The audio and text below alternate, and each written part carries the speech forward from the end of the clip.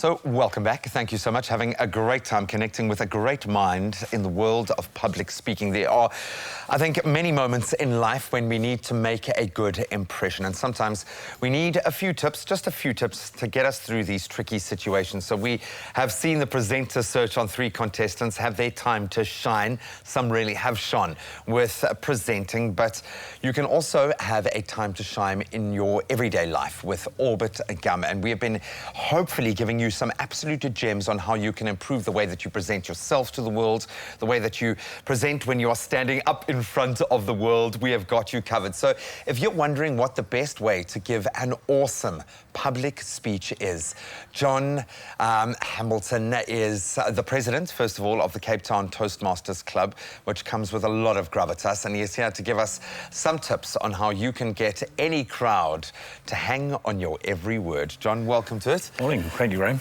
Great to have you here. John, there is something terrifying for most of us about standing up in front of a crowd of people. It sends your heart rate up, you get the blood pumping, you might get a cold sweat. Yep. A lot of these responses only happen when our life is being threatened, if you think about it.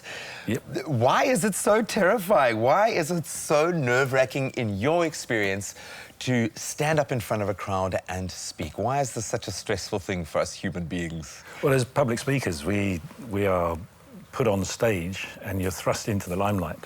And like you say, it can send your heart rate pumping through the roof. And whether it gets easier or not is a question, but it does get better with practice. And so really the tip is you've got to do this often and as often as possible to get better at it. So keep putting yourself in those stressful situations, and the stress does start to subside, but you actually start to enjoy rising to the occasion. I think that's why, why Toastmasters exists, because there is a great thrill to mastering a craft, to getting better at it, to having that audience hang on your words, every word. But of course, generally, when you're delivering a speech, anything, you've got a certain amount of information to get through, and memory is often the first thing that goes out the window when you are nervous. So we rely on cue cards. In my case, I rely on a beautiful tablet that has my bullet points out here, the cues for my questions. How do you feel about using cue cards in their various forms and iterations? Where do you sit on that?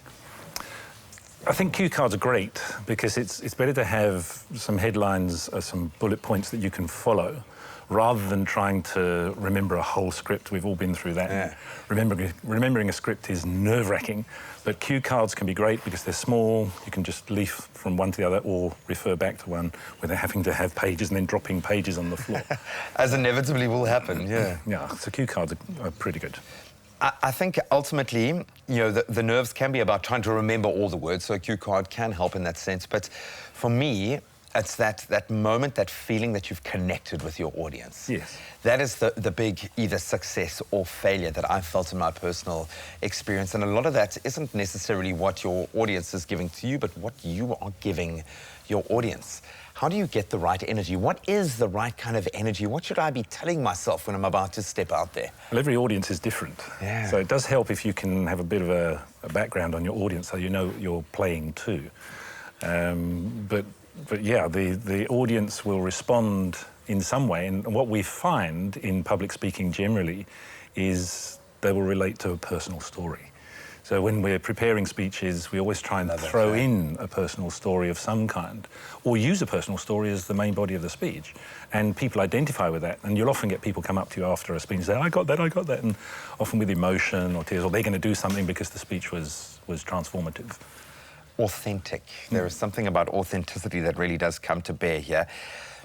Should you be looking to, because often we kind of grapple, you're forced to grapple with yourself, when you're delivering a speech or putting yourself out there.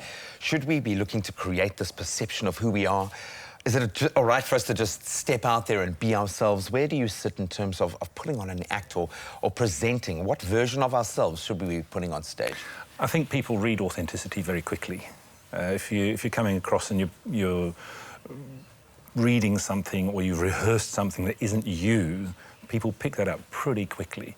And the best public speakers, when you watch them, because it often is an act, when you actually watch them perform, there's an authenticity comes through straight away that is just them, and you want to be the real you. You A don't well-practiced authenticity. Absolutely. Maybe I can put you on the spot here just a little bit.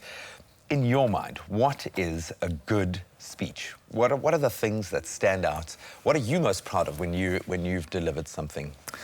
A good speech, the construct of a good speech is that it's got to be nicely packaged, nicely sandwiched. And we often use this sandwich where it's an opening, catchy opening, something that gets the people's attention.